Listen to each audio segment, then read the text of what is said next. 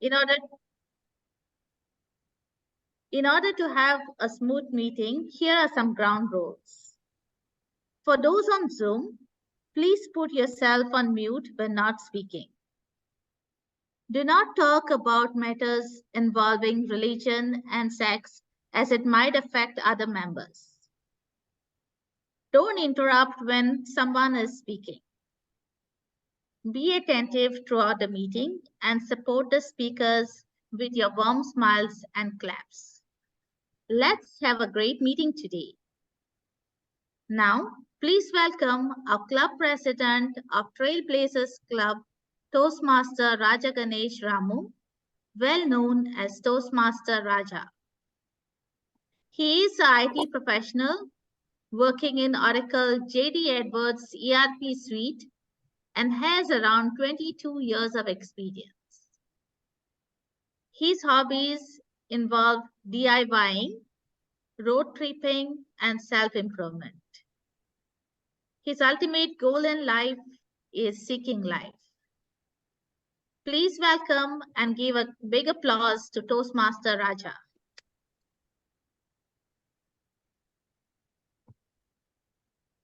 Hi. Welcome to our 400th meeting of Trailblazers Toastmasters. My name is Rajagnesh Ramu, and I am Senior Principal Software Engineer in Oracle, and also the Club President for Trailblazers Toastmaster, and also a budding Toastmaster. Before we get into the business of the meeting, I just want to show you how important this 400th meeting is for us. So I just want to play a small clip. So please watch this, and after that I will complete my small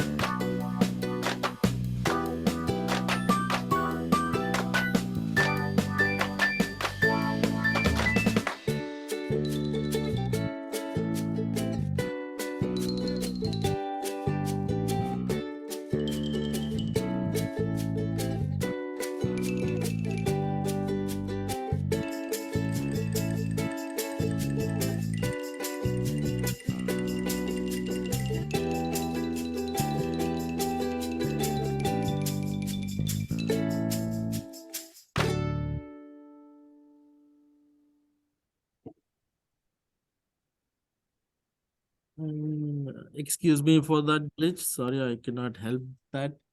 So it's Zoom's it start failing because it is recording thing. Okay, so Trailblazers Toastmasters Club started in 2015, and it is from a nearby building PTP we used to operate. And from 2015, every week we join together and work on our communication and leadership skills. So that is so today is our 400th meeting, and we want to have share with everyone, guests and other Toastmasters and everyone.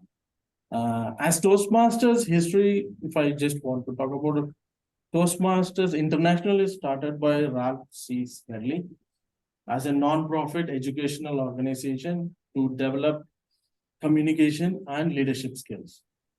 Over 15,800 clubs with 300,000 members in 149 countries. It has helped diverse background of people to become leaders and better public speakers. And the mission of our club, I can tell from my story is, I'm a budding Toastmaster. I joined 1 year back. After so much Zoom and working from home, I wanted to learn something. And I thought, let's concentrate on soft skill. So while like this, one of the big event, I joined as a guest and became a Toastmaster. So what it has helped me is, I always thought you can build your muscle or do exercise and build your muscle using physical exercise. So Toastmasters help and work on your intellect, memory, and build your muscles inside your brain. So that is what it has done to me. And that is what made me to stand here and talk as a president. So with that, I want to introduce, I would say the meeting gets started, and I want to introduce the Toastmaster of the day. And the Toastmaster of the day is Bikram. He is a new member, but it's an accomplished Toastmaster to our club. And he is, three words I have to explain or say him is he is young, dynamic, and vibrant. And those words I mean it. Bikram, stage is yours.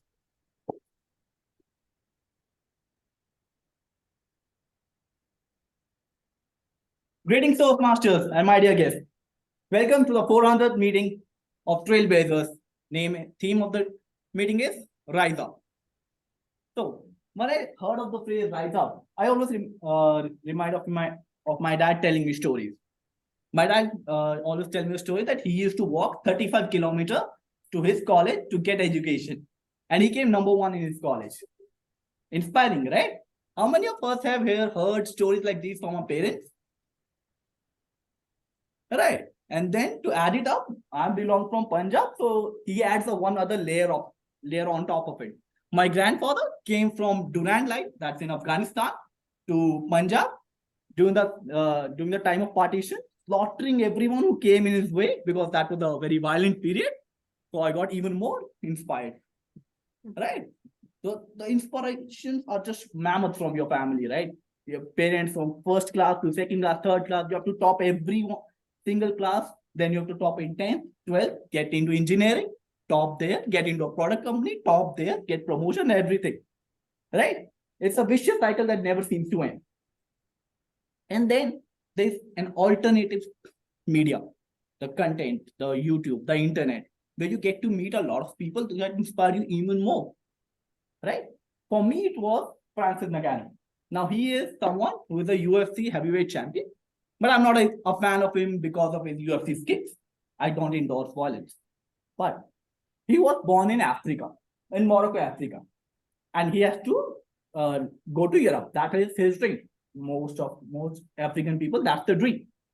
And what he does is he has to travel across the sea and reach to Portugal. That's the dream. Because Portugal gives you a visa and then you are a member of the European Union.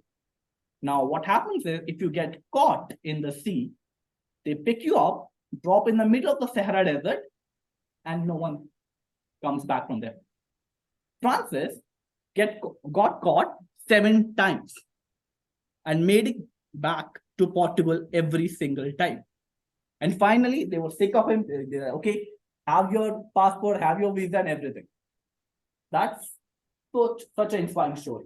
And we all are inspired by one or another person like that, where we feel inspired by.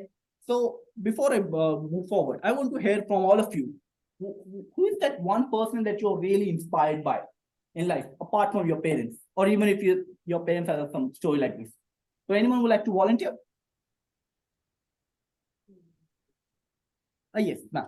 Yeah, I think I have been inspired by Indra Nooyi for sure. I have read her biography and everything she says, whatever she has done and gone through her personal as well as professional career and where she is right now, it's always been inspiring. Great. May I know your name? My name is Richa. Richa. Thank you. Thank you, Richa, for such an inspiring story. Anyone else, like anyone else that you're really inspired by in life or you want to aspire to be them? Yes, sir. Hi everyone, my name is Indrajit. And when it comes to inspiration, I believe that more often than not, we tend to get inspiration from someone very specific, who is supposedly very famous as well, who has already become successful. But if you will look into your life and you look at your neighbor, maybe your classmate, people who have failed also, the way they have survived and they're still leading their life with same amount of courage, I believe they are also an example. And you will find a lot of people day in and out, be it your auto driver, a small restaurant owner or waiter, or a boy who is just finding a difficult to meet the ends goal, buying a book, right? That means that if it is about inspiration, then anyone who is dignified, who's leading the life with courage and all the motivation is something inspiration to me, and there are a lot of people like that. So Thank you. Wonderful thought. Wonderful thought, Roman. So, final chance. Anyone else would like to share any inspiration story that they are inspired by? Okay, going once, going twice, going thrice. Oh, okay. Yes, sure, sir. Yeah, myself Shivakumar. I came from Juniper India Toastmasters Club. So I have inspiration at every moment, be it student life. There is who is my next colleague, right, to aspire to the first rank. Similarly, as you said, the vicious cycle. In every cycle, there is a person whom I can reach out. Right. So that's my professional. I do have some other spiritual goals as well, where there is a guru who is inspiring me to progress there. So as you said, I think it is very, very, I would say, appropriate to have that inspiration. And I have to just say, your inspiration has to be a direction. Say, for example, you have a direction, and if you are really motivated in opposite direction, you can go past that as well. Right? So you need to be direction in that inspiration. Absolutely. Thank you. Thank you. Yes, please. My name is Saurabh Singhal. So I am inspired by my grandfather. He was a tailor. He is no more. 22 years back, I lost him. So he used to tell one story. 2000, I lost him. Yeah. So he used to tell, he was a tailor and he was running a shop and he was a tailor master. Not who will stitch, but who will cut master. So I said, Dadaji, why you are going at 5 a.m.? The shop will open at 9 a.m. because my school rickshaw will come at 7 a.m. or 7:30. He will say, Bablu, so, house name, my name is Saurabh. He will say that these 7 boys, they will sit hand on hand. In Hindi, haath pe haath rakkha. They will sit hand on hand. And mind it, there was no PMP, there was no Prince to Progress project, there was no Gantt chart. Everything was in the mind. And then he will go and cut the clothes, safari suits, trousers, shirts, and he will come nicely, have bath and go. And all the boys will come after filling up water. They will say, sir, what to do? Everything is ready. And even after hearing this story, I am so complacent. Every Saturday morning, my son will say, Mama, Papa hasn't prepared maths question. I'm going to play. So I'm not prepared every Friday evening. So this is Thank you. So similar to this story, and that's the beauty of India, right? We all have our parents, our grandparents, and stories and tale and legends. So I also got really inspired from tale of my grandfather, warrior community, and thought, and all. So I got into boxing. I won a gold medal first year boxing, knocked out people, and I'm from Punjab. So in Punjab, if you beat people up, you're a rock star. Coding, voting, everyone can do. No, every South Indian can do, not right. So I become a superstar. I was over the moon. I was okay. I can do everything. Area level competition came up, and I lost 30% hearing in this eye. I lost my nose. Everything went wrong. I got knocked out 3 times in total 4 matches, and 4th match I did not able to make it. Devastated. Reputation gone because I was beaten by someone from UP, and in Punjab, if you get beaten by anyone from any other state, then you are a big loser. Big loser. reputation gone, everything gone. So suddenly the same inspirational stories became a burden. Right? I was not able to match up to level of my grandfather. I was not able to match to level to my father, or even to Francis Ngannou, or anyone. The same inspirational story becomes a burden, right? And I believe all of us have been in this situation, right? At some point or another, we face a failure, and the same thing that used to inspire us, that same thing becomes a burden. It looks daunting, right?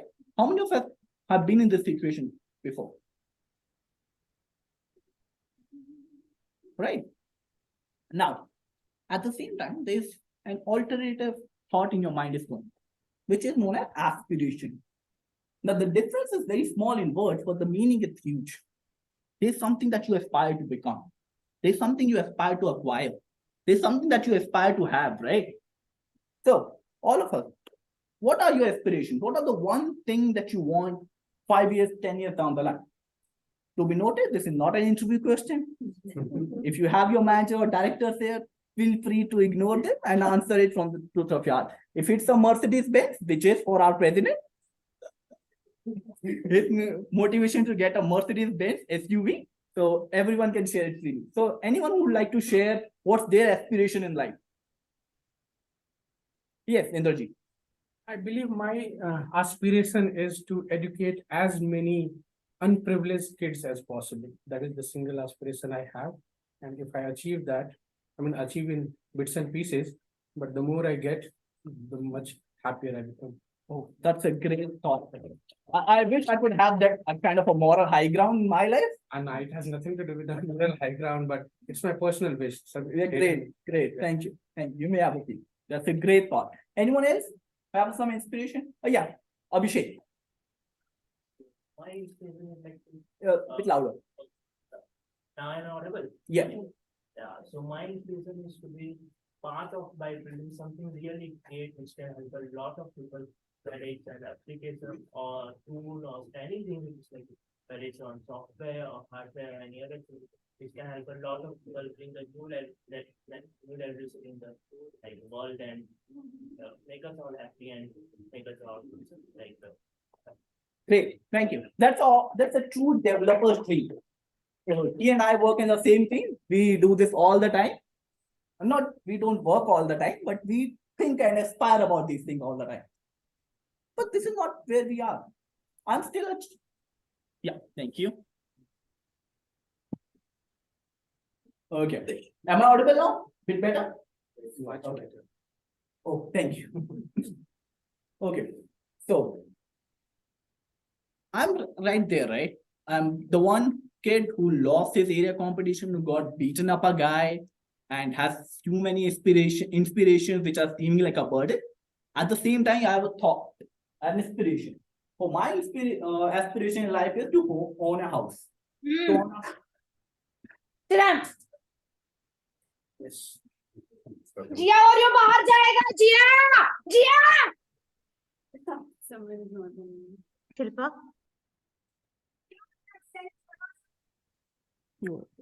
That is that. Go to participants. No issue, no issue. Mute all. Yeah. Mute all.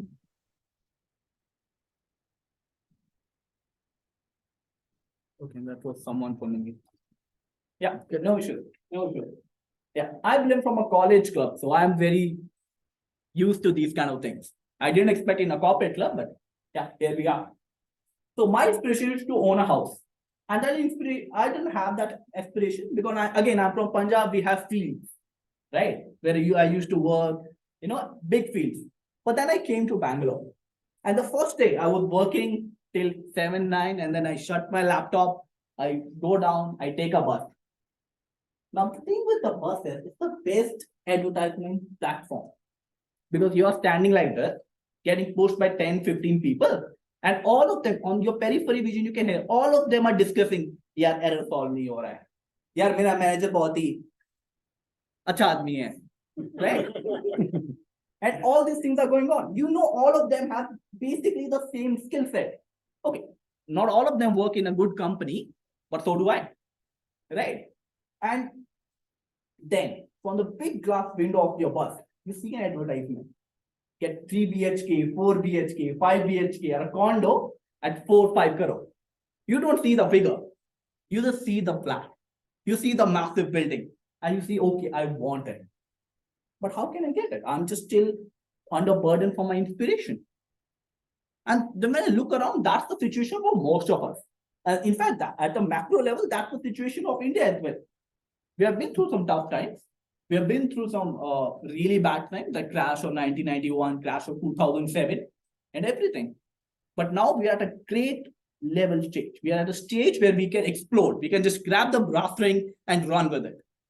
And that's the theme of this meeting. Rise up to make this journey from your inspirations to your aspirations. And we have a fantastic lineup of speakers who are going to help us to understand how to go about this journey, how to lead yourself and how to lead others. Because I cannot achieve this dream on my own, not in this economy. Not anyone can. You need people. You need to lead people. You need to work with developers like him to make your team work and everything.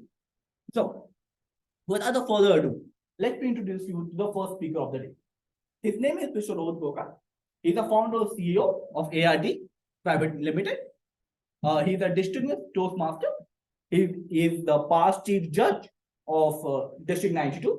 For those unfamiliar with Toastmaster, in Toastmaster, we have various clubs like this, like our club Trailblazer, and above that there's the area level, and even above that is the district level. And he is the district program quality director right now. In past, he was the district chief judge. So please give a warm round of applause. Toastmaster OTH Bengaluru.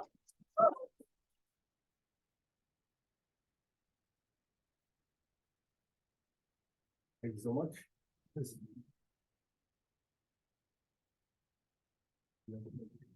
Yes.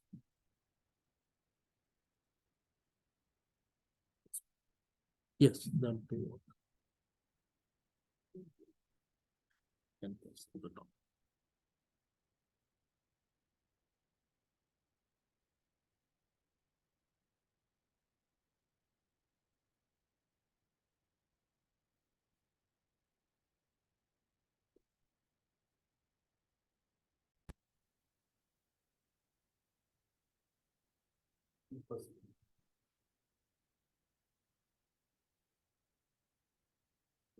Right, quick check.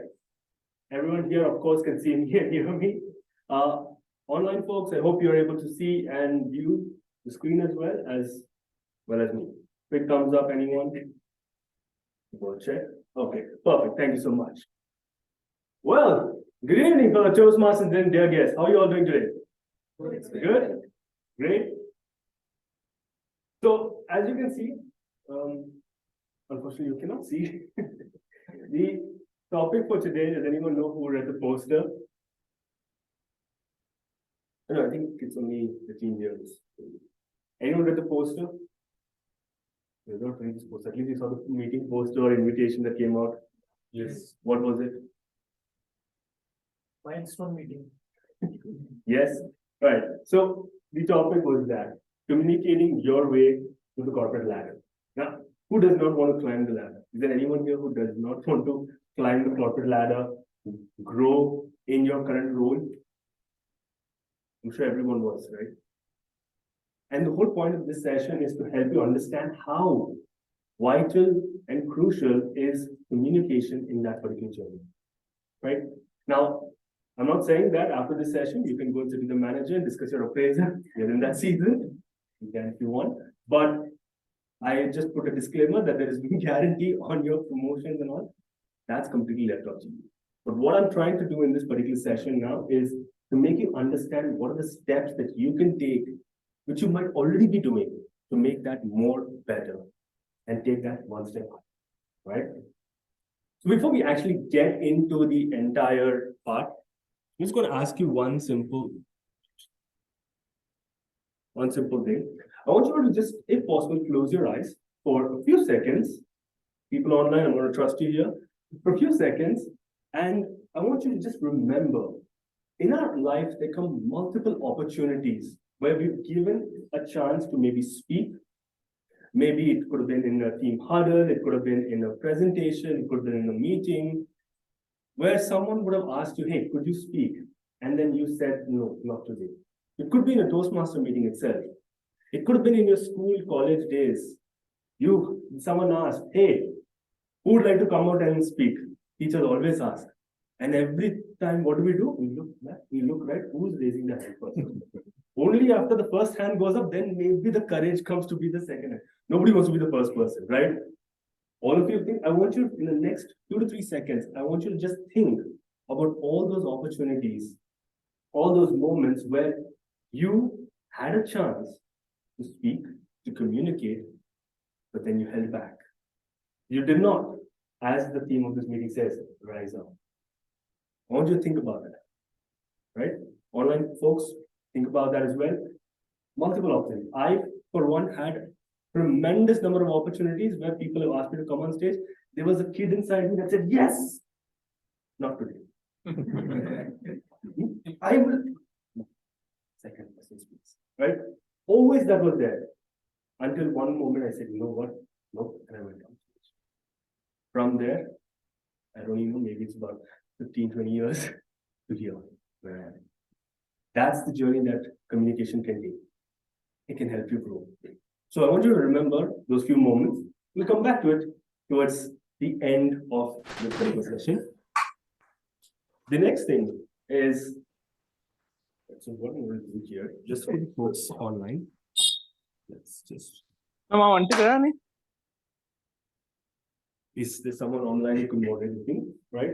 Most of the times, we always think that, you know what, as you grow in a corporate, you have various titles, vice presidents, senior vice presidents, executives, right, general managers, and you feel that, you know what, as you grow, your communication has to also grow. But over the course of my career, I've seen that your titles don't define your communication. Your communication defines your titles, right? How well you communicate makes more impact than what your title says, right? And I've seen leaders across organizations where they may have huge titles, huge accolades, but their communication doesn't hit the target. It doesn't make that impact. It doesn't make their teams feel open, warm, and welcome. And that's important. And I've seen people who are at the lowest level of the organization, but their ability to make that connection, to communicate their words, their thoughts, their ideas, has a far greater impact. And I'm a firm believer that those titles don't matter. You as an individual matter more. Your impact that you can make and your biggest arsenal that you have is the spoken word, the ability for you to speak and connect, right? So hold on to that thought. And what we're going to basically do is look at the 8 steps of how to improve. Like I said, some of these might be very basic, but sometimes we forget the basics. Sometimes we miss those, which we do possibly in our daily life. We go beyond. So some of these will be basic, but I'm pretty sure you will. So the first step is simple as the power of listening. How do you improve communication? By not communicating first. It's important that I can't stress enough how important it is to communicate. Most often at times we feel if you want to be a better speaker, speak. I understand that's important. But what's even more is your ability to listen. And ask yourselves, in any conversation, there are 2 kinds of listeners. Those who listen because they want to respond or reply to someone, and those who listen to understand. Ask yourself which one I am. I was a person who used to listen to respond. Because I'm like, okay, this is a question. So in interview, okay, what's going to be the question? You're sitting with a manager, you're having a huddle. Okay, what they want to say, what they want to say. And you start thinking. They may ask a question, you start thinking, okay, I have to say this. You have to justify, right? How many of you get worried the moment you get a ping or a mail from your manager saying we need to meet? You're already thinking, what am I going to say? What are they going to ask? You're already going through the multiple scenarios and questions and what to say. What's more important is the ability to just listen, right? Often at times we don't do that, right? And the person who listens the most, understands the most, has the most amount of information and situational awareness so that when the moment comes, the ability to speak is better, right? Because at the end of the day, what you speak is based on what's in your head. And the more you listen, the more you can accumulate, the more you can grasp, right? And trust me, try this as a simple exercise. Next time you're in a meeting, don't be the first to speak. Oftentimes in meetings, everyone loves to speak, I hope, right? But don't be the person to speak. Listen till the very end. Give everyone else a chance to speak. And at the end, you put in your words. That you will see, you will have a far richer experience the moment you walk out of that meeting. And people will have a different perception of you that, you know what, this person was there quietly, attentively, paying attention, and then had his points, right? And this is a strategy that I've used throughout. There have been a number of times, and you guys can agree, you've been called to a meeting, you don't know anything about that meeting. Yes? You just get an invite, you have to come there, you're not sure what they're going to talk about, you're clueless. In those times, this power of listening plays vital. Rather than being there, rather than trying to ask questions and not sure and being agitated, just calmly listen throughout the meeting. And by the end of it, we'll have enough points to literally give us entire presentation. That's the key of the power of listening, right? So bank on that. So before you can even start, I always, and there is this 5-finger technique that I usually tell people, which is LPCTE, right? L is for listen, obviously the power listening. Before you can speak to anyone, take a pause. Let that question reflect in your head, right? See, clarify. Clarify that question either with the person you're with, you can correct that. This is what I hear that you want me to speak, and then you can speak it, or you can clarify it in your mind itself, just to make sure that you hear what it sounds like, the answer that you said. And then you tell, you talk, and you share that point.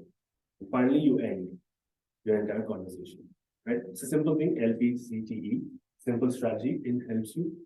That talking is not the most important thing. Listening, and then after that, you pause and confirm and then speak. That makes more impact, right?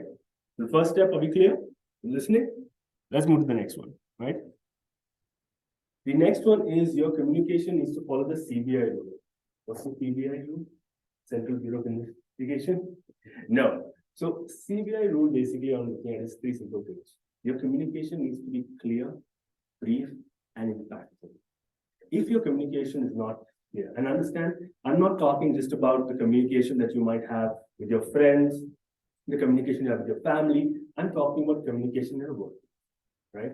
Where you're predominantly speaking about work. So in such a scenario, you're not going to be sitting there and talking about the entire movie of Bahubali. You cannot put that, right? You cannot sit there and give an entire thesis towards a problem that you're facing. So you need to follow the CBI rule. Your communication needs to be clear. Often at times what happens is we put our emotions, we put our thoughts, we put our experiences into words and either put it on an email, or we call the person and we try to talk to them, or we get into a meeting, or we sit face to face. It's often not the actual scenario. It's often our emotions, our way of experiences in that particular case, our opinions that take a more stronger ride.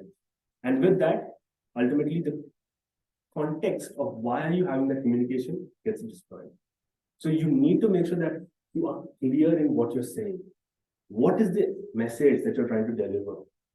Whether it's on email, whether it's on things, what is the message? You need to make sure it's brief. Nobody is going to read a 10-foot long email. Nobody is going to sit there and get into a 1-hour discussion just because there was a small misunderstanding of an email going to the wrong person. No one's going to spend that time. Everything in the corporate world is all about quick and easy and simple. And therefore, you cannot have something that's long. So brief. And then I is the impact. There should be a clear intent of why you're communicating. Either you're resolving a problem, you're providing a solution, right? You're explaining or trying to bridge a miscommunication or a gap in communication. There should be a clear intent. You're not communicating in a workplace to vent out your frustration. Right? Oh, This mic. then let me use it.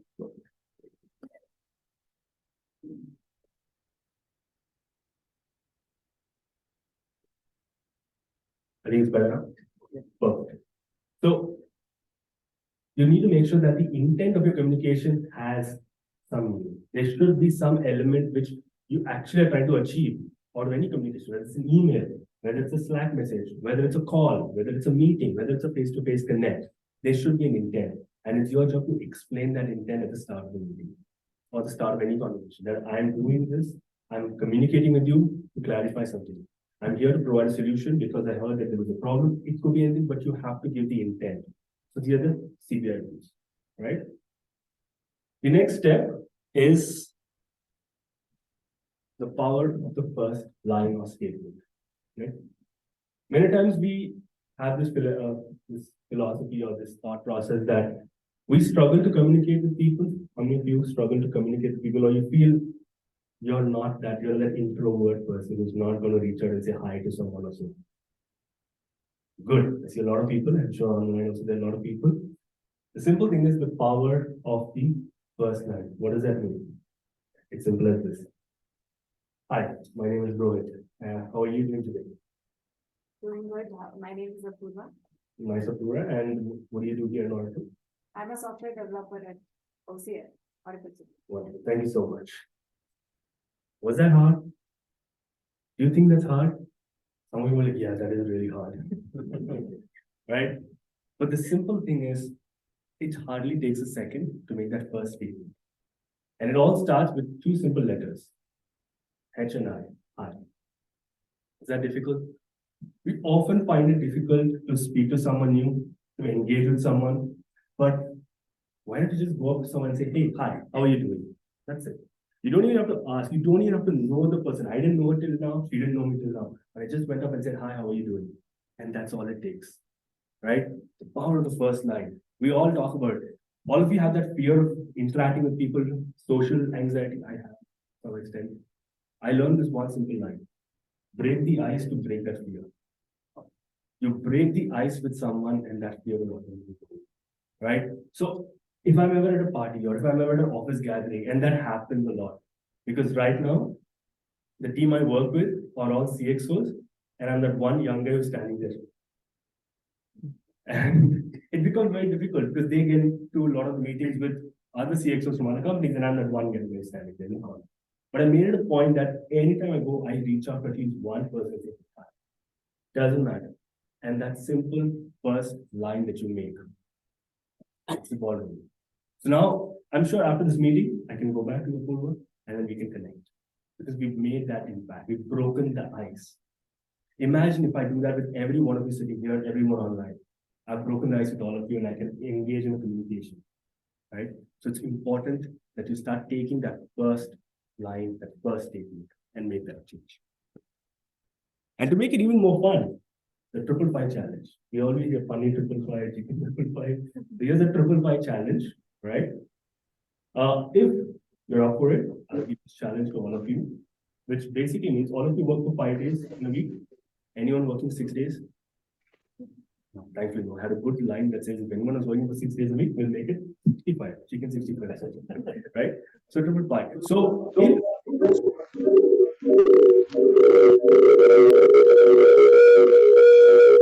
Hi.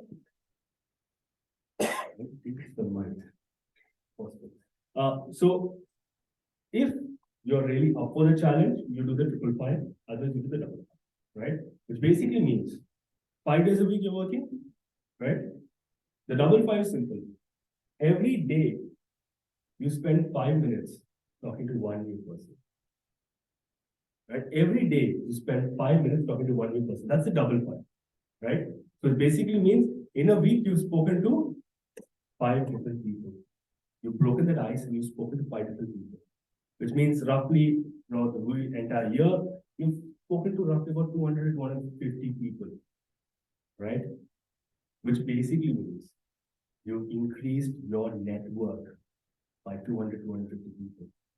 And I'm sure you've heard that statement, your network is equal to your net worth or so, that famous motivational line that comes everywhere.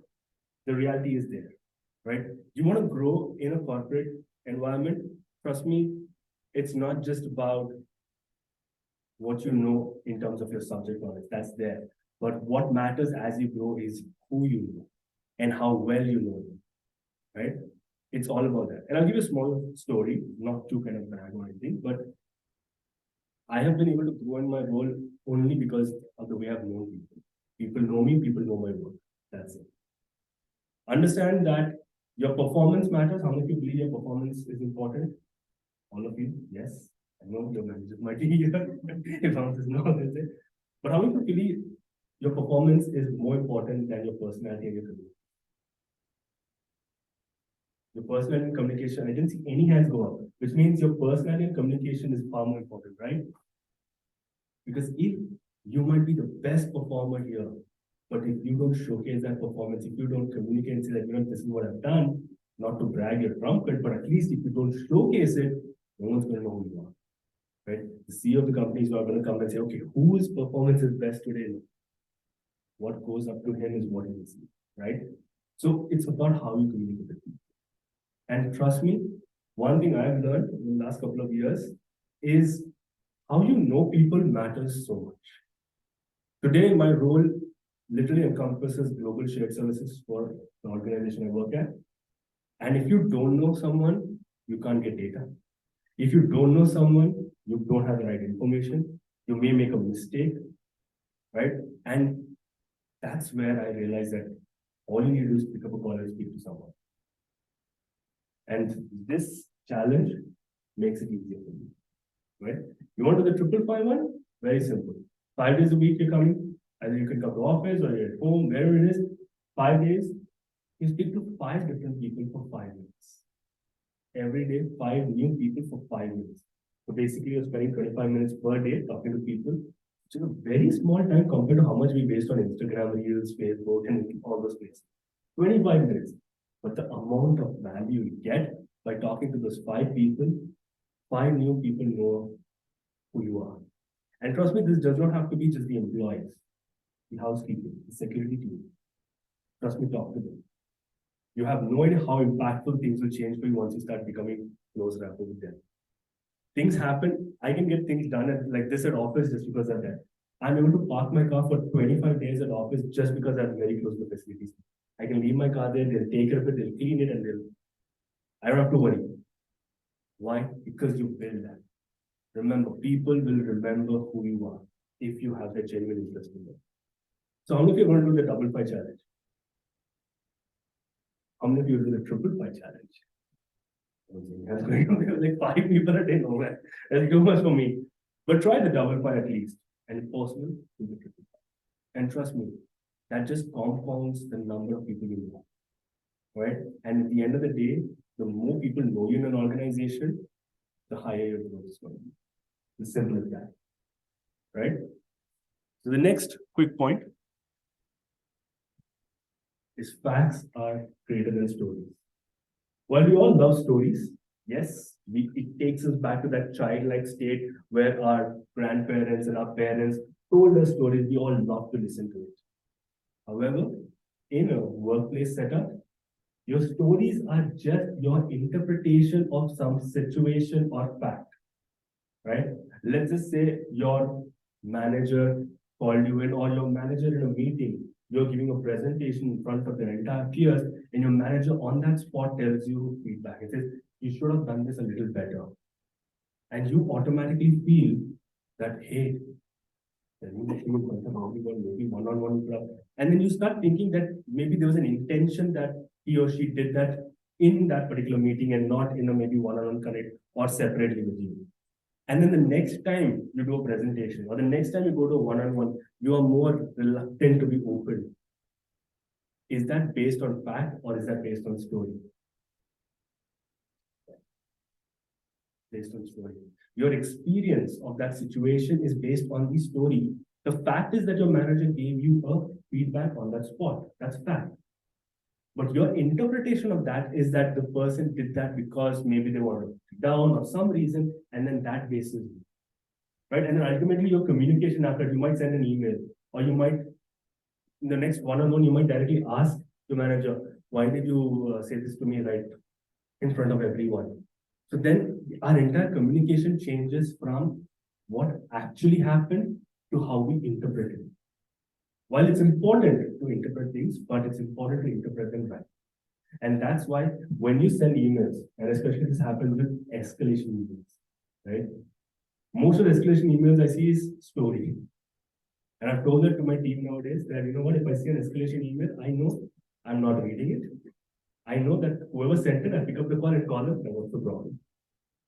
Because there's no point, because the email is not meant to tell you the problem. The email is for them to tell the story of venting out why the problem is there, right? Often at times that's an escalation. Someone sends an email just because they want to let everyone know, hey, you know what, I'm unhappy with the service, or I'm unhappy with the project, I'm unhappy with something, and they put that there. But what's more important is you solve it, right? So that's why use facts. Explain the situation with certain facts, with what actually happened and not what maybe was your interpretation of it, right? The next one is everyone has a style. All of you know communication styles, right? Each one of us has a different style, right? Each one of you has a different style of how you communicate. Are you aware of it? Yes, no, I don't know. I know dressing style, I don't know communication style, right? Each and every one of us has a different style, right? You could be a person who's very humorous in speaking. You could be a person who's very passive in your way of speaking. You could be a person who's very assertive. Each one of you have a different style. What's important to know here is even your leaders, your managers will have a certain style of how they communicate, how they interpret information. And if you want to grow, you need to learn how they are, right? I'll give you a small example. In one of the projects that I was working on, where I was an OD consultant, the manager I had and me, we were trying to do a training program for the entire group. And this was for Amazon, right? We were trying to do a training program for the entire staff of 450, 500 agents, right? Just to prepare for the annual sale that happens, right? The Diwali and Dasara sales. So to prepare for that, we have to do a training for everyone.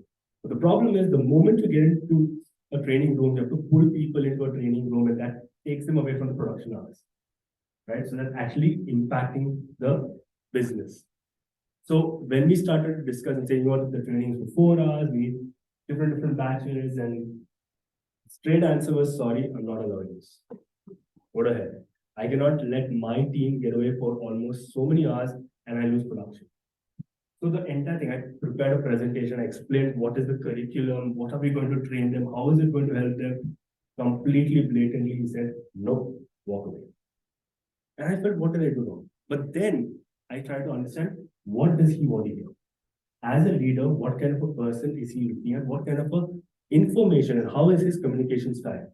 And I realized that he's a person who understands numbers, right? He's a person who will not be convinced with you telling a story, with you showing wonderful pictures and saying, you know what, this is how the curriculum will be. He's a person who's going to look at how well is this going to help me and benefit. So I understood his communication style. His style is direct, doesn't need to be taken through a lot of convincing. So instead, went with a different plan and said, let's do this. We'll not do the training in a training room. On the floor itself, we'll do a 10-minute huddle. Here is this picture, and by doing this, I will save you almost $300,000 for the entire training program instead of you losing that in production value. He's like, done. Get this printed, we'll put it plastered on every desk, you do the training from here. That's it. You understand how your leaders communicate. Some of your leaders might be a person who will look at emails. You need to communicate with emails. They will not like it if you pick up the phone and call them, or if you send a message to them on Slack or Teams or any other channels that you might have. Some leaders prefer you pick up the call and call them. You need to know how it is. Some leaders, you can have a very open and friendly conversation. Some want you to maintain that boundary that they are who they are and you are who you are. Every leader has their own way of living. If you want to grow, you need to know how they work. And the more you understand that and the more you communicate with them in their style that they are able to, you will see, it will notice that they feel that, okay, you are someone who understands them. And people always want to be surrounded by people who we understand and who understand us. Right, this last two words there. Improv, I'm sure some of you might know the word improv. We have these improv acts and all of that. So this is a simple thing. There are a lot of techniques in improv, but there's only one that I'm going to share with you today. Have you ever been with a teammate? Some of you manage teams or anyone today? Some of you manage teams. Okay. So if you have teams or you have team members, right? Teammates, and sometimes they give you an idea and you know it's a bad idea. You know it's an idea that has not worked. You know it's a solution that doesn't make sense. They'll tell you something and you're like, yeah, I think this is good, but let's look at something else. Generally, this is what you say. I think this is good, but let's replan and let's do something else. If you use this, you're basically invalidating that person. And usually in the communication, when we always use these two wonderful words of but and however, it's like the climax is coming, right? People know. I think it was a great presentation, but they were really bad. Bro, I think the session was really informative, but we made it fall asleep. So the moment the word but comes, or however, the person who's listening to already is anticipating bad news, right? So instead of that, it's always better to use this strategy of yes and. You don't say but, use yes and. So you get into a conversation where you say yes, and I think we can make it better by doing this. Yes, I think your session was great, and I think maybe if you worked upon this, it would be even more better. So you don't use the word, because the moment you use the but, however, we get into the canonical sense of going negative. And our conversation steers in that way. But the moment you use and, it's always a positive. You want to add on to something else. So yes, and this is what I would like to suggest as my input.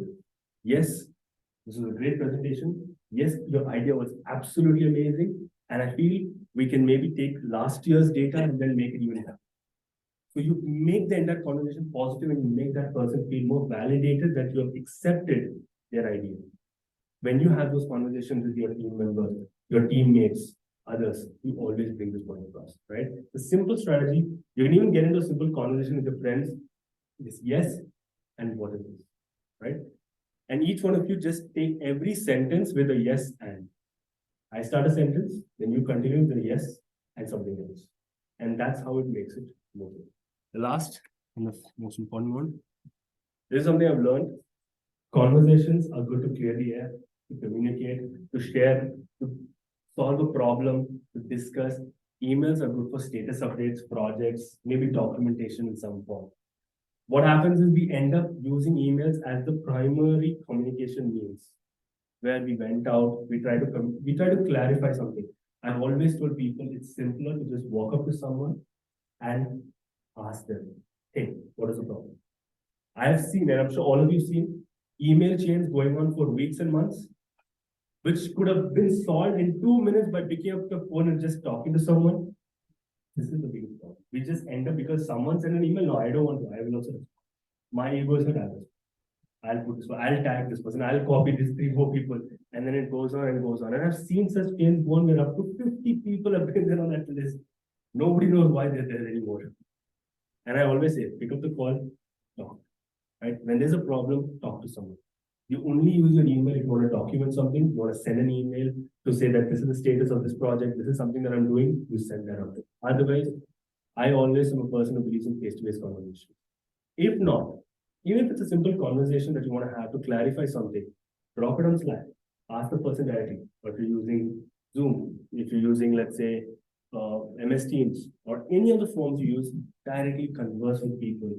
Right? The problem is we end up spending so much time behind the screen, we don't want to get in front of the person.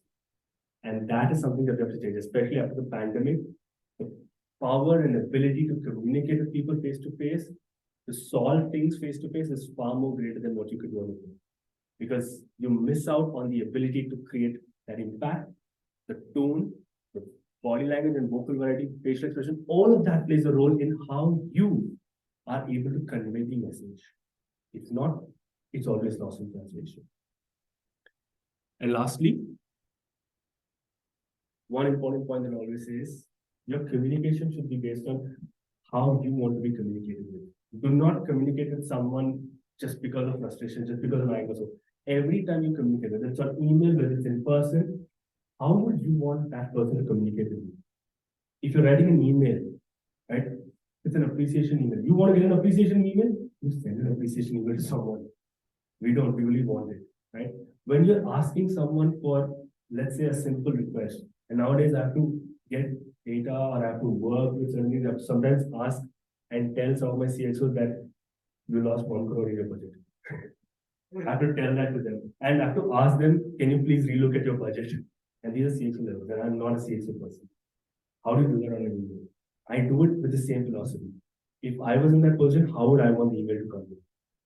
Not something like, please send a revised budget sample. Some of us just follow very simple. Brutally, we take it to the best extent. Keep it simple. Hi, please send this report to me by tomorrow.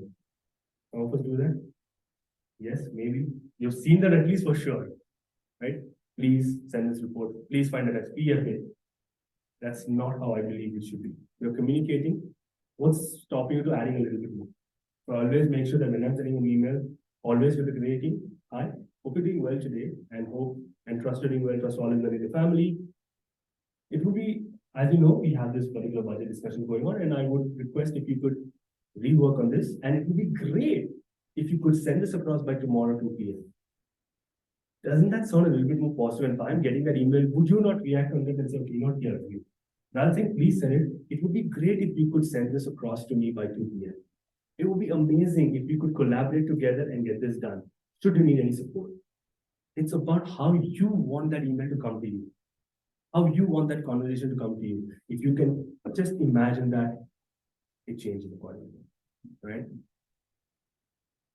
With that, ladies and gentlemen, I am done. Before I leave, I want you all to remember back those 4 or 5 moments that you missed that opportunity at some point of your life. I'll ask you that one question. If that opportunity came back, would you rise up and take it now? Or would you sit back and just wait for another opportunity? What's the answer going to be? Yes. Your entire journey, your communication, your way to climb the ladder is in your hands. And with that, ladies and gentlemen, thank you so much.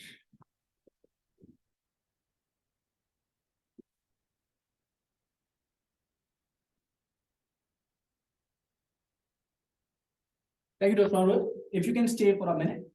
So we have a small token of appreciation for you. Thank you. Thank you.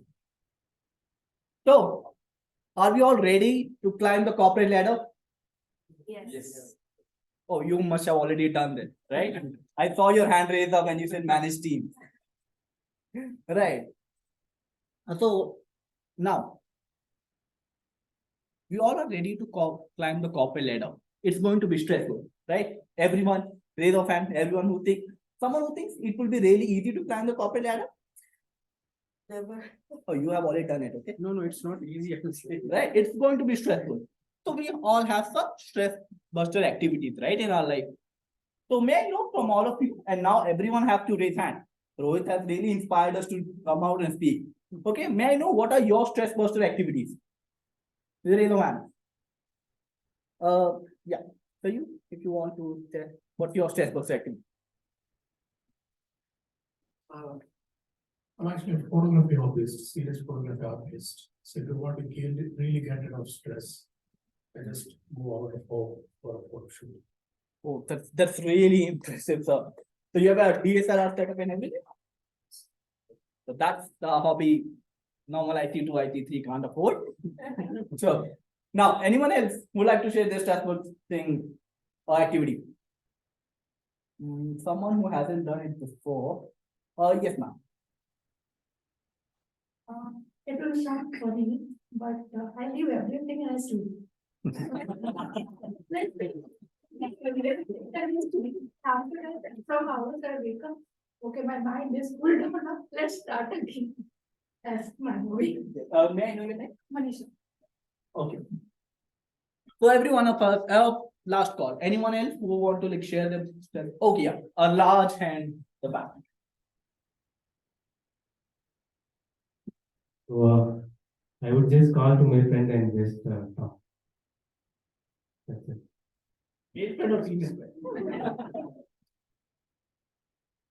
Thank you, person. May I know your name? Prakash. Okay. So all of us have stress busting activity. For me, it's music. So for that, we have a small musical performance for all of us to relax before we go ahead on our journey. So for this musical performance, I want to invite someone He's a great Toastmaster. He is the one who when I first joined Trailblazers, he greeted me with the Punjabi phrase, Sone se suhaga, and instantly become my favorite. But the guy had one problem. I'm a very envious person. I see someone better than me, I get envy of it. And I can't for the life of me figure out what to envy of him. He's a great beer. He's good with guitar. He's a very good communicator. He's a district judge, chief district judge of District 92, and a great person in general. So I'm very envious of him. So with that, with a warm round of applause for a beautiful musical performance, please welcome Toastmaster Nitin Bhagat.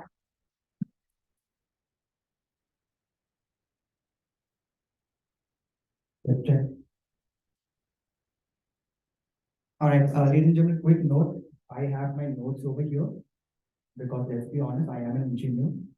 Copying is my forte, right? But very quick notice, I am terrible at singing. I'm absolutely terrible at singing, right? I recorded this video of mine, I sent it to a friend, and she was like, oh, nice strumming. So I was playing the guitar also. Like, oh, very nice strumming, it's really nice. I said, it's supposed to be nice because I've been going to guitar classes for 1 year. How's the singing? And she was like, 3 on 10. But Toastmasters is a place where we can improve, where we get encouraged. That's why I'm here. All right, but don't worry, I won't put you through a hell. I won't take you through the 3 on 10 performance. The person who rated me is here with us. All right, and she will show what good singing looks like. So I'm going to do the guitar. She's going to do the singing. Is that cool? Yeah. Fans of Bollywood in the house, make some noise. Yeah. Can you make a loud noise? All right, ladies and gentlemen, the person who's about to come and sing is someone who has been learning classical singing for 18 years now. She's someone who has been playing the guitar for 10 years, ukulele for 4 years, piano also, but I don't know how many years that I've been there for. He works in Cisco and has been working there for almost 4 years now and has performed for them various times. So please put your hands together and welcome on stage, Chetna.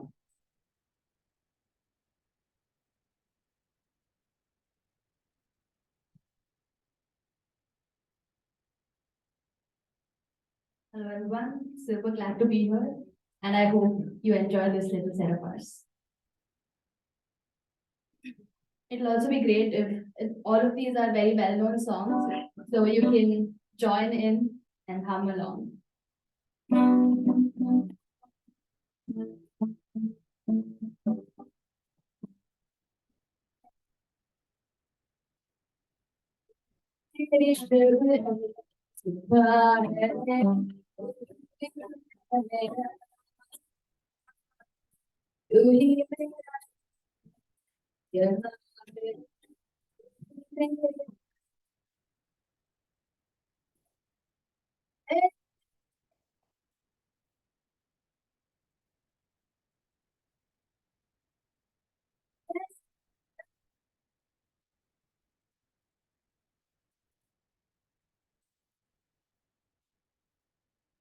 Whoa.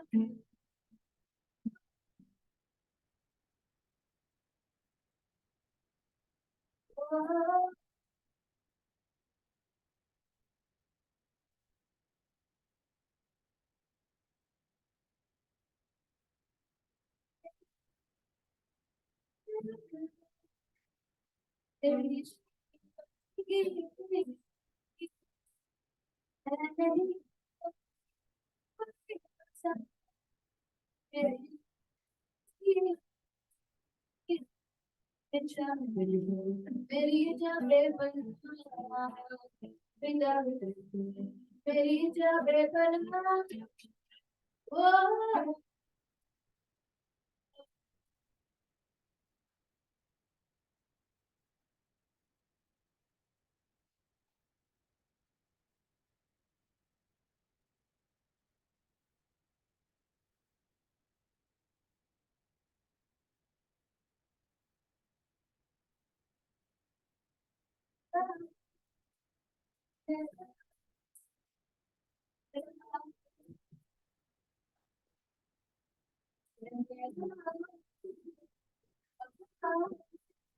It's से हवा जाए भरी क्यों चाहे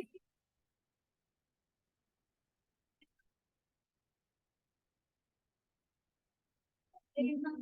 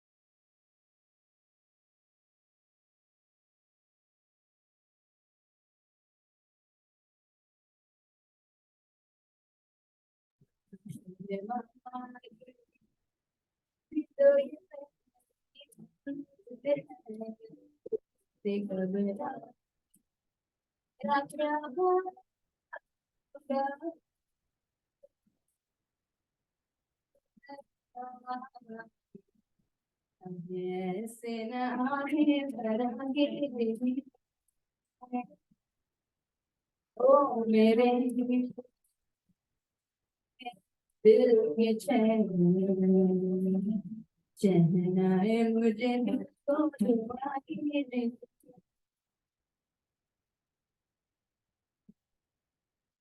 Okay, this is not the last song of the set. So your full energy for this song. मेरी सपनों की रानी कब आएगी आए मस्त रानी कब आएगी विदाई जिंदगानी कब आएगी चलिया चलिया चलिया आज चलिया चलिया चलिया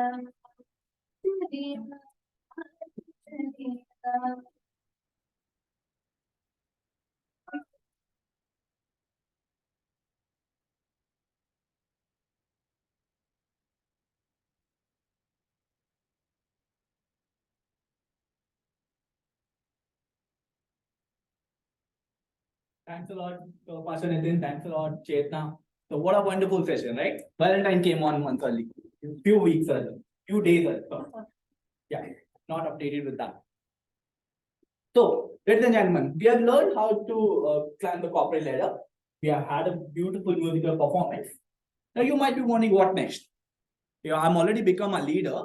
What else I need? I have good money. I can buy Mercedes Benz, or I can do whatever I want. I can even start my photography habit, right?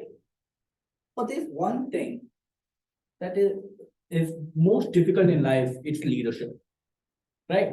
At my level, possibly not. I'm barely managed one junior developer, right? But at senior level, it becomes really hard. So to address that purpose, to address that issue, so how to be a great leader and how to once you become a leader, how to get through your corporate life, we have a guest among us. Now he is a senior director at Oracle. He's also the site leader for application platform lifecycle management at IDC.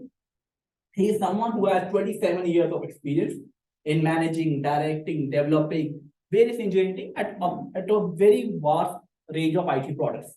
It's information security, he has done it. It's agile, he has done it. It's DevOps, he has done it. Everything, you name a thing, this young guy has done it. So please give a warm round of applause for our second guest speaker of the day, Toastmaster, not Toastmaster, right? Narayan Sebo.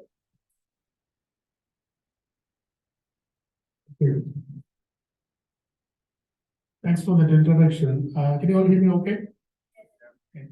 I'm not part of the Toastmaster. I'm a natural speaker, so bear with me today. Don't know any further stuff. Okay. First of all, many congratulations. 400-day milestone is not good, so let's give a good hand for the Toastmasters team. I'm busy. Okay, so I'm going to touch a little different subject today. It's about leadership, but a very lateral perspective of the leadership. Okay. I intended that it could be a one-way communicating session, but I welcome you all if you want to interrupt and then ask me questions. The very first thing that we need to understand is who is a leader. Okay, leader is not a person who is managing a team or a program. Let's understand that each and every one of you, right, is a leader. So you can come near center so that they can see it. Yeah. Oh, okay. I missed that. Oh, sorry about that. Okay. So who's a leader? Let's understand that first. It's not about a person who's managing a team or managing a program. Every one of us, be it an IC1, IC2, engineer, or participant, is a leader, right? Now, what leader means? A leader is a person who actions something. A leader is a person who serves. A leader is a person who brings change. If you are doing all these three, you are a leader. Doesn't mean that, okay, I have a team of 10 people, 100 people working in this leadership. So keep that in mind. Let's understand what a leader is all about. Before I talk about the types of leadership and the lateral perspectives and the leadership qualities, I'm going to start with a small story. So bear with me. Singapore is one of the safe countries in the world. And a decade back, the leaders of Singapore government, they got together and started discussing, okay, a lot of terror attacks happening across the world. Singapore is safe, right? What would be the source of attack? So like, okay, we have Indonesia, it's close by island, and then we have sovereign countries nearby. How it will happen from the north or south or east or west. This discussion was going on for almost days together until one leader was sitting silent in the conversation, raised his hand and asked a question. Hey guys, forget about how the attack will happen, but it happens. How will we react? So if you go and Google for SG Secure Initiative, there's a caption, very famous caption called "Not if, but when." Not if a terror attack will happen, but when it happens, how people in the country should stay harmonious, react to the situation, and be together instead of falling a prey to the attackers. That's the intent of AZ Secure. The point of, okay, some of attack happens, but what will be the action to it is the lateral thinking. Right? So that actually changed the entire game. Now let's get into our topic of discussion on this leadership. So what's the lateral thinking all about? First, understand the type of leaders. Rohit talked really well on, thanks Rohit, on the communication aspects to it. And he did also touch a little bit about leadership styles, the kind of leaders, assertive leader, humble leader, and whatnot. There are various types of leaders, assertive, aggressive, right, cordial, you name it. But broadly, they are classified into three categories. First one is autocratic, second one is democratic, and third one is laissez-faire. So what it translates to, autocratic as it means the leader is basically authoritative, has command and control, usually is one-way communication to it. Democratic leadership is participating. That's when all the diversity and inclusion comes into picture. You need people inclusive of this. And the third one, laissez-faire, is a French term meaning leave alone. It's like empowering people, and that's when you give freedom to bring innovation and creativity into it. These are the broad three categories. If you ask me, can I define a person in one of these categories? No. And autocratic leader can sometimes have to play a role of a democratic leader, part of it. His characteristics or her characteristics is going to be autocratic, but they will adopt the situation. But these are the three types of leaders. But as I said, any type of leader, the goal is to deliver results. That's it. How they do it in different ways. So let's talk about the different perspectives of this leadership qualities by itself, right? When I say this, I'm going to use 12 words. Probably you can start following up and then catch up. And I'll help you understand and remember that thing very easily. So I'm going to use like 12 words to make it very clear how we think laterally from what it is. Number one, actions. What does action mean here? Action is delivering result, right? Delivering results, the right quality, or doing the right thing or not.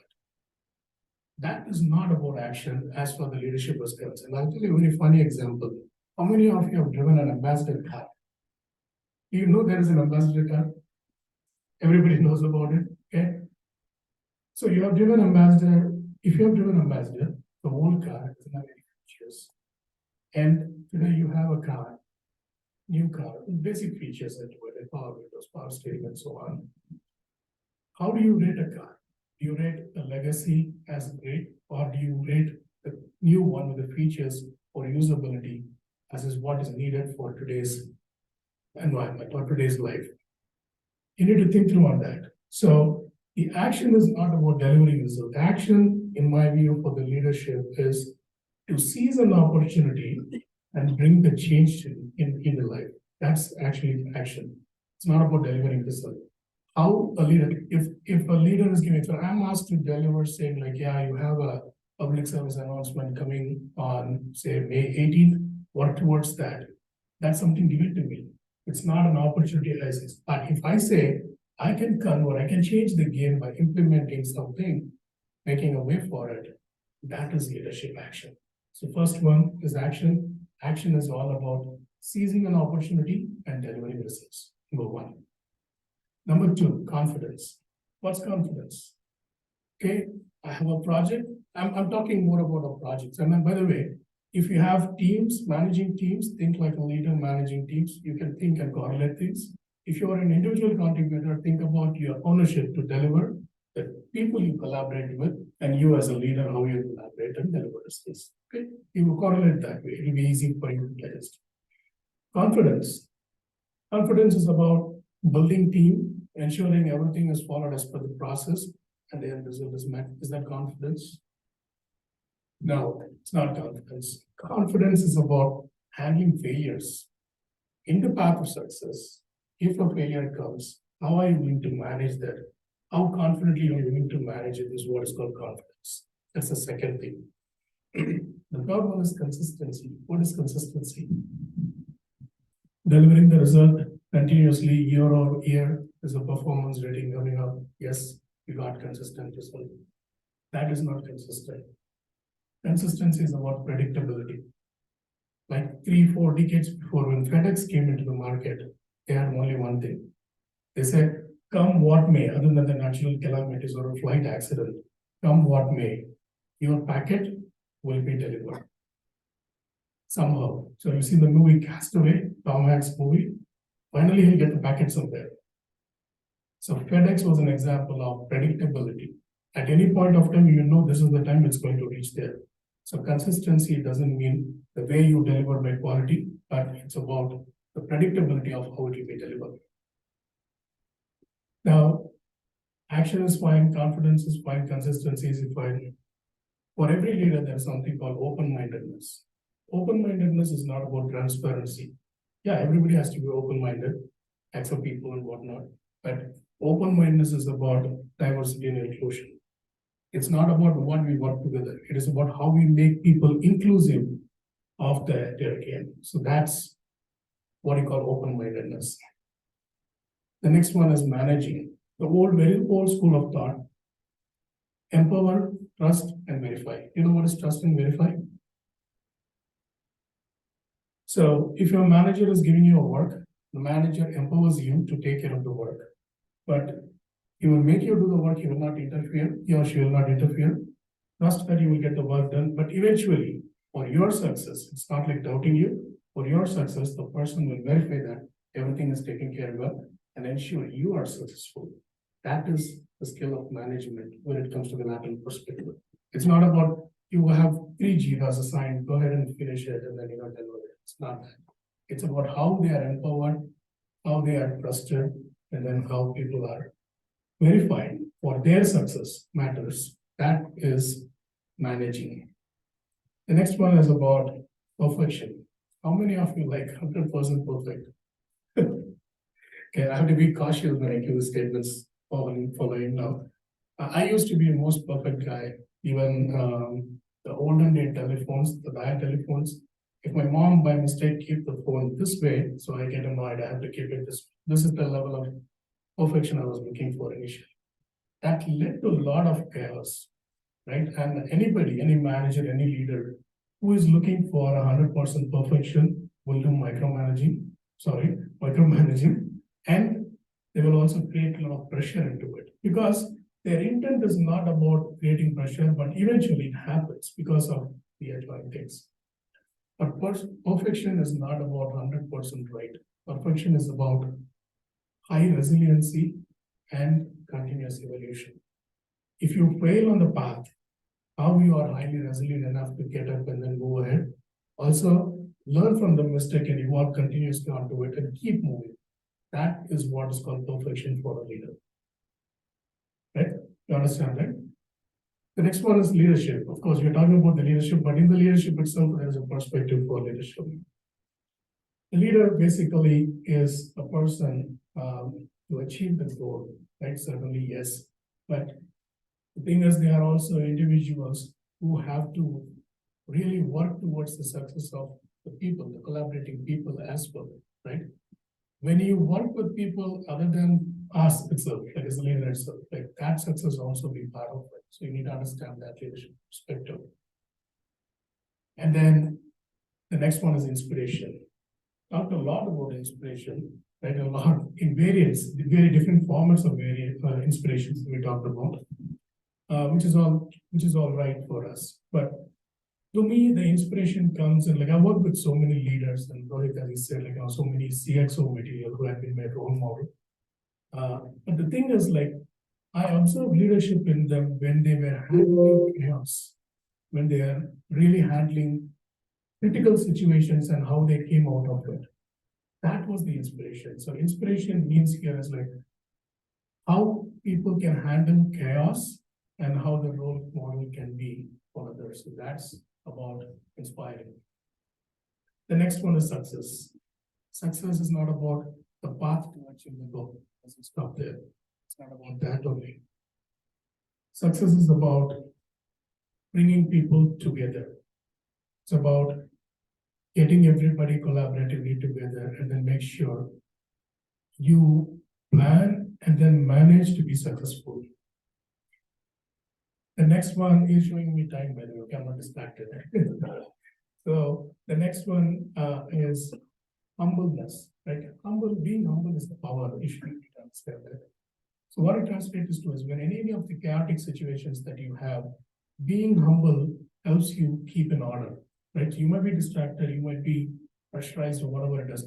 Being humble builds a quality in you where it keeps you in order in any of those critical or chaotic situations, right? That's humbleness. And E, employee model. When I say employee here, it's a reference, but it's all colleagues working together. It doesn't matter how you treat your colleague during happy times, right? So that's not building the model. Of course, that will build model. But when you can pay attention to their hard times, when they are not able to deliver, when they are not able to accommodate things, when they are in a tough situation, and when you support them, that is the actual model, right? And one thing I wanted to catch up on the success where we collaborate with all and then deliver results, that's okay.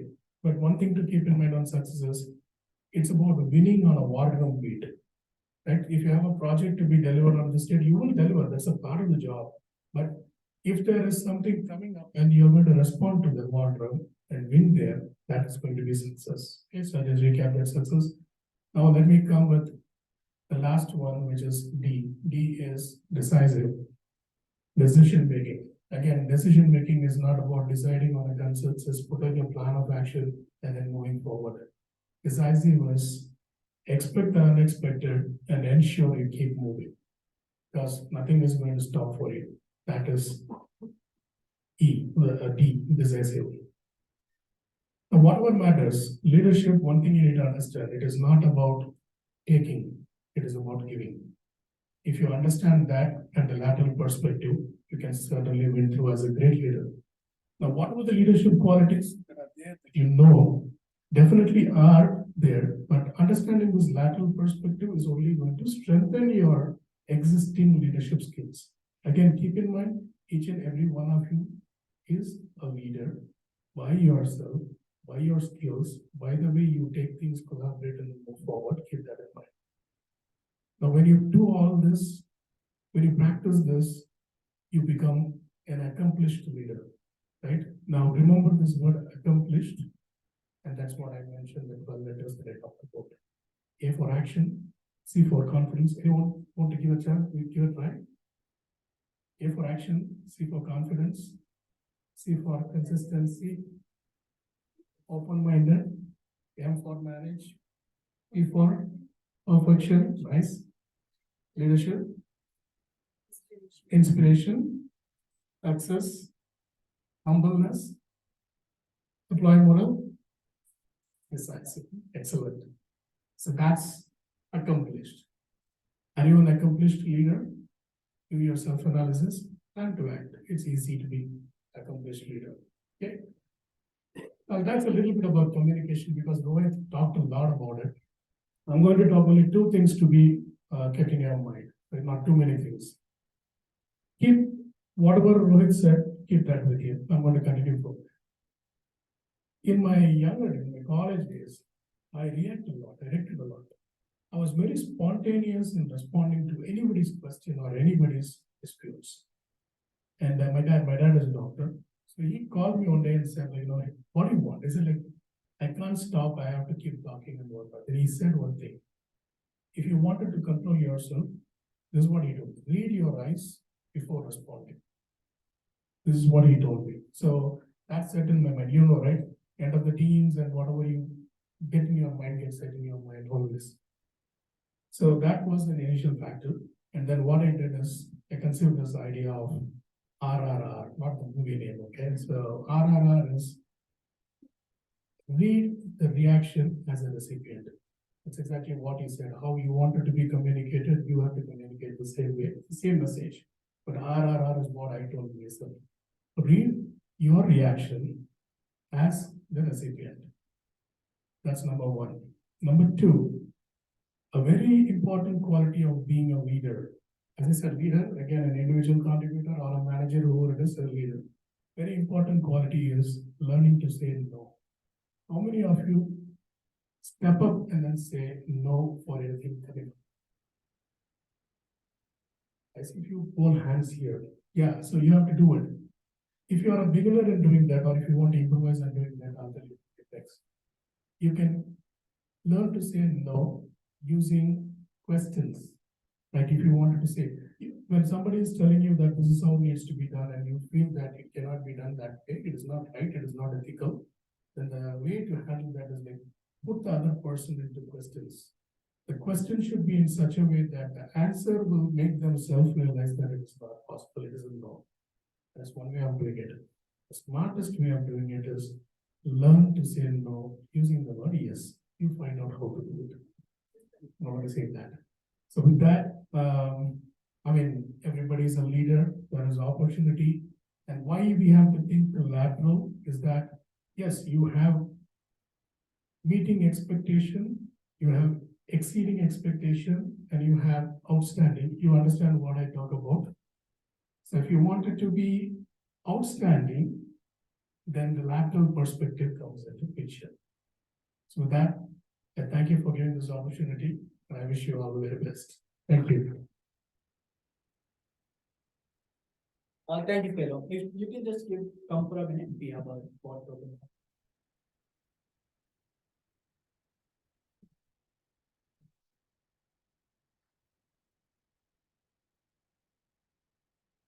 Thank you. So now we know how to communicate and climb the corporate ladder. Now we know how to be a leader. And also we know we all are leaders already, no matter if you're IC2 or IC3 or something like that. So now is the opportunity for you guys to come up here and talk about. Okay, so all of us are ready to implement what we just heard.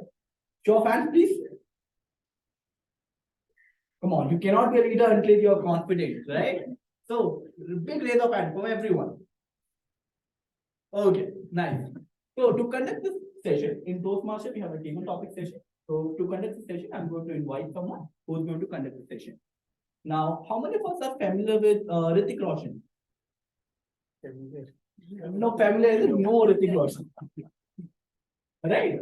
And all of us are, for those who know, good actor, and he's famous, some bit for his acting, but also is extremely famous for having 11 fingers. So the person I'm going to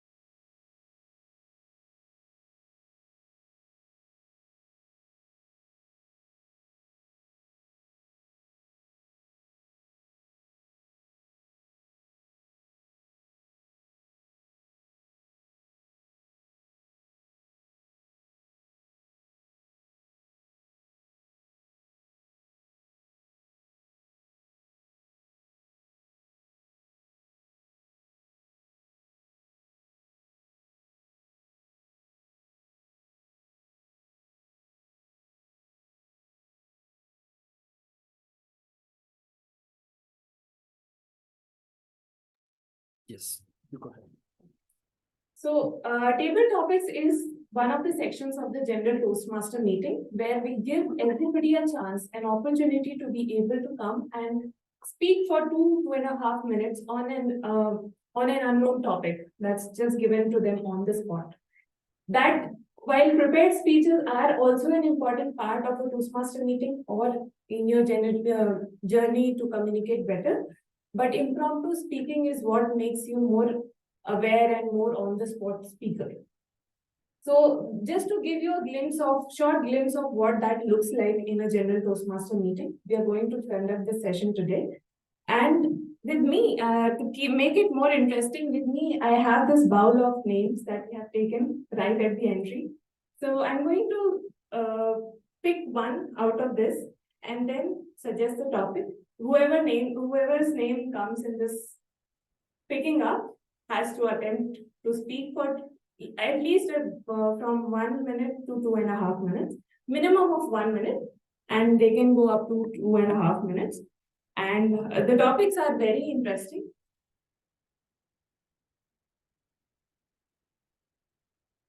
Okay, so the topics, I'm going to give a topic. The certain change in the general pattern is that we are going to, whatever topic is given, you have to speak both in support and against of the same topic. And you have to change your side as soon as you hear a clap from me.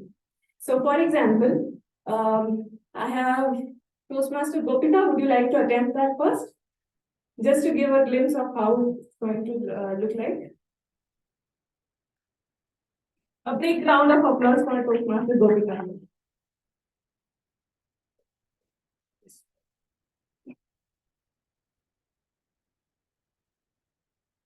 So yeah, okay. It's fine. So one of the interesting topics that I have for you, Toastmaster Gopika, is going to a university or a college is not necessary anymore. Going to a university or a college is not necessary anymore. Over to you, Toastmaster. It was the pandemic. I was jobless. I did not know what to do, and I had just graduated from my undergraduate, and I wanted to go abroad. because of the pandemic, I could not move around. And I joined for online MBA. I joined at Amrita here in Sarjapur, and the classes commenced. I slept through all the morning classes.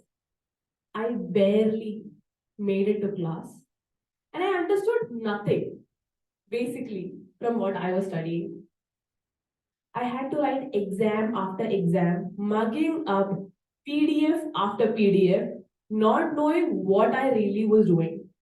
And this was a scenario for the last 2 years for any person who attended a college online. Now, I did not sign up for this. I signed up for an in-person MBA class, but because of situations, this was the condition I was in. But you know what happened? I got to meet a lot of new people. I got to know a lot of new things. I ended up taking a major in marketing, which I realized is what I love to do. I love to interact with people. I love to be around people. And this realization came in because I did my MBA, because I met people in the same field. And that made me realize, okay, even though the classes were online, I got a realization of what I was good at. Initially, I thought finance would be good for me. Initially, I thought maybe operations might be good for me. But you know, college made me realize that sometimes you need to get to know yourself, or you need to understand what you really want to do, because there are people to guide you. And that's exactly what Amrita did for me. That's exactly what college and the classes did for me. I hope that I can get better, even though it's in a different field, or even if it's in anything that I do in my life. And I think that everyone has a learning curve. Over to you, Toastmaster Apurva. Very well attempted, Toastmaster Gopika. Before you go ahead, Toastmaster Gopika, we have a small token of appreciation for you for being the first attempter of this new section. Thank you. Okay, so over to the next person that I'm going to pick from here.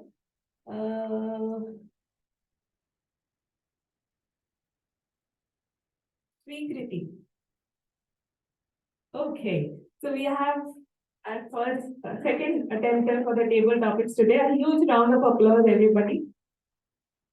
Okay, the topic for you is team sports build strong individuals. And remember to change the side as soon as you hear a clap from me. Is that clear? Okay. So I have to tell some story. No, you can speak on the topic in general, but as soon as, suppose you choose to be in support of this, that team sports build strong individuals, as soon as I clap, you have to change the side into that team sports do not build strong individuals. Is that clear to everyone? Okay. So I remember that when I joined Oracle, I was in work from home model. So I didn't knew anyone. But my manager did one good thing that he asked us, I was the new joinee, but still I was asked to organize some team building activities within our team. And that team building activity that I organized helped me a lot to connect with my team members. And since those team building activities were mostly informal communications, so it was like a great connection that I found with all the team members, and that helped me later in my work also to communicate with them, because now the communication was more easier. And yeah, but the thing is, for team building activities and all, we have to spend time, and we don't get any extra time for that. So in the while doing our work, we have to take out time for those activities. So it is kind of time wasting also, because your productivity, the time that you can put in your productivity, that time gets wasted in this team building activity. So there are two perspectives to this. Thank you. Thanks a lot, Sweekriti. Here is your token of appreciation. Thank you for attempting. Okay, so over to the next person.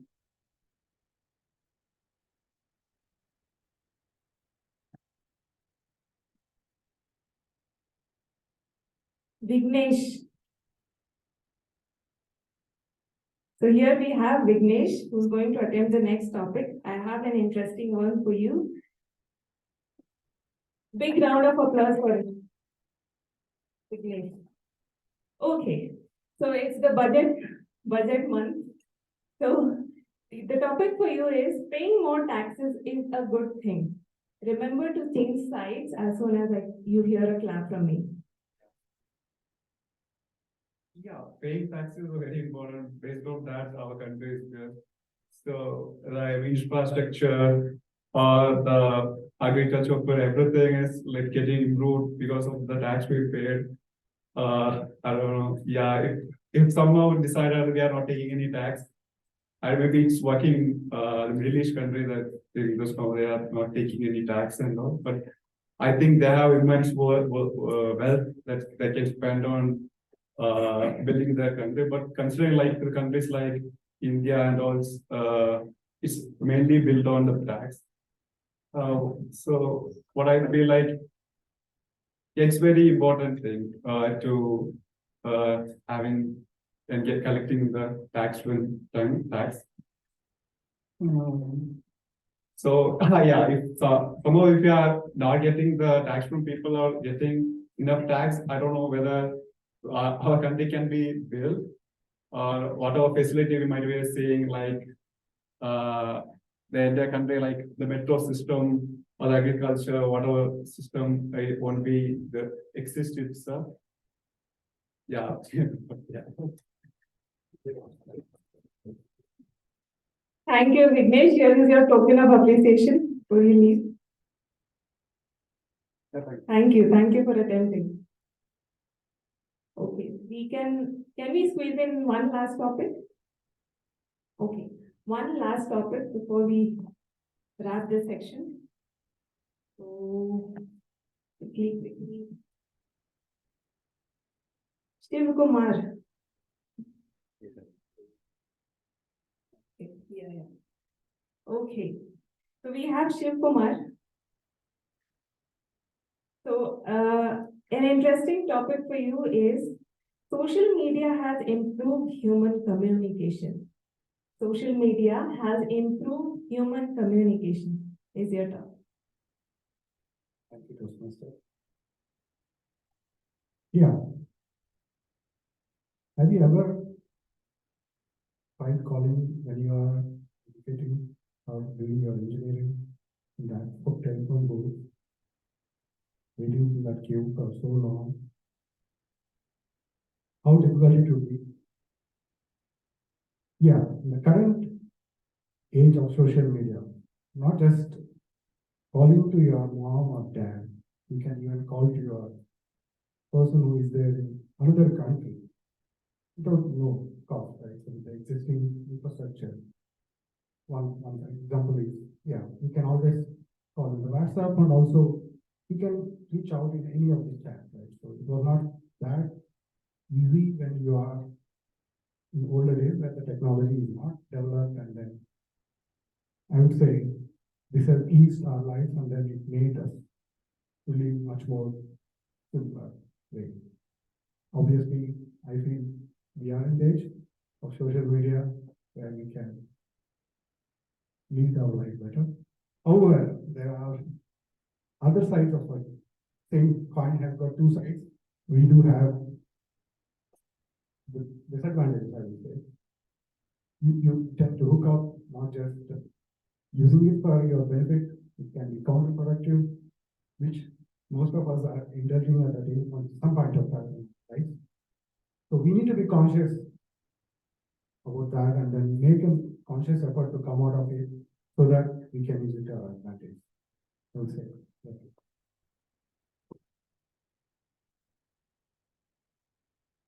Thank you, Shiv Kumar. Here is your token of appreciation. Thank you for attending. Now we have, I almost forgot, we have some online participants too. Everybody online, Would you like to volunteer for one table topic? Anybody? Then put the gallery. Gallery. And ask them to raise their hand. Somebody, Maria, or anyone else from the list. Give me. I will handle it. Can ask them to raise their hand. Does somebody want to volunteer? You can raise your hand. Feel free to raise your hands.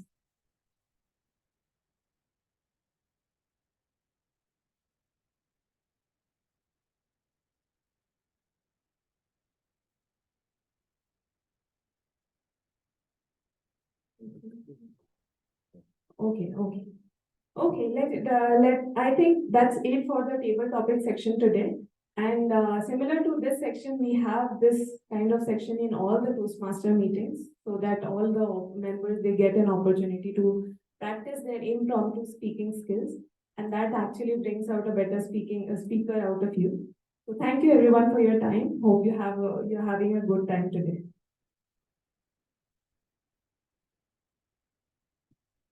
Thank you, Toastmaster Apurva. So thanks everyone for joining. It has been a great meeting, and I can't thank you enough for actually coming to the office and attending this meeting, because we all live in a hybrid world and we are having this hybrid meeting for a long time, and after a long time seeing actually people being on stage, it's really good. All right, thank you. It's really good, and I can't appreciate you enough. So we are now going to close our meeting. And for that, I would like to call our president, Toastmaster Raja. Before I introduce him, I just want to take this opportunity to thank him a lot, because during a pandemic, he was our VP Education, and he take the control of the ship and carried us through the very tough time. So thanks a lot, Toastmaster Raja, and please give a warm round of applause for the president of our club, Toastmaster Raja. Thank you to remind those wonderful times of finding people to organize meeting.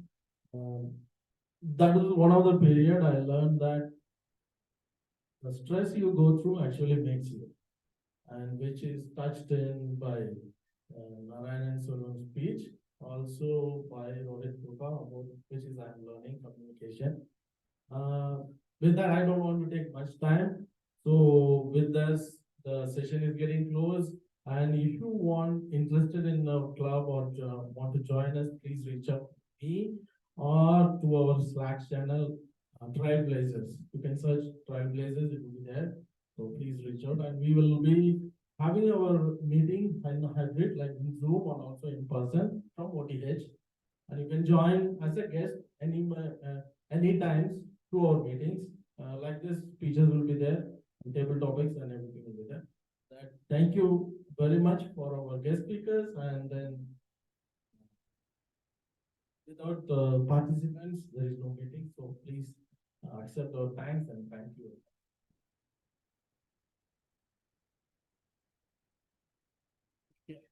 Oh, you just wait for a sec and take a photograph. All right. He's a hero of our club, and really, All right, ladies and gentlemen, in the email that you received, there were snacks also. Yes. Now be honest, how many of you came just for that? In the email, there were snacks. Yeah, mention of snacks. Yeah, physical snacks also. That was the whole point of me coming on stage. So we'll have snacks, we'll have cake. But before that, if you all can come here, we'll take a quick group photo and then we'll discuss. Online audience, sorry, we don't have snack and cake for you. But feel free to order and reimburse on your own pockets.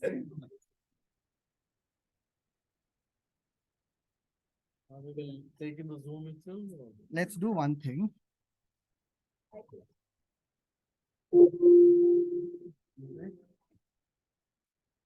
Apurva, I actually called one of the facilities to help us out. Let's have them all.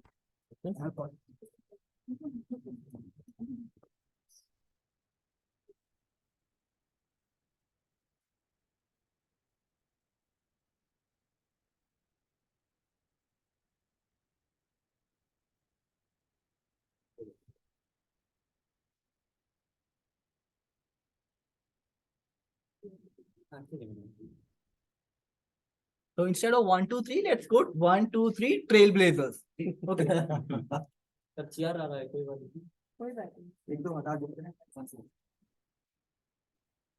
Photo में सब आ रहे हैं ना sir?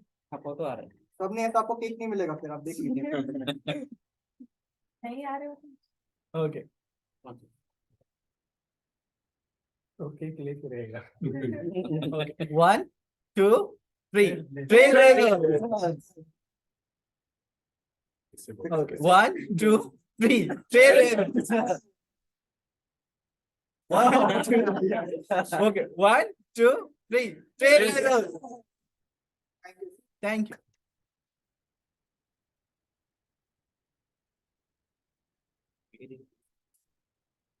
A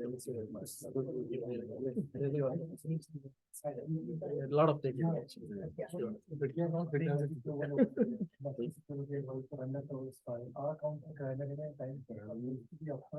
Somebody say no, cannot be undercover smile. It cannot be somebody. So if anyone online has any questions, you can always ask us. Hey, can we close it? Close our meeting? Maria. Sure, thank you. Yes. All right, okay. Guys, bye. Thank you, everyone. Thank you very much. Yes, it was a great session. Thank you very much.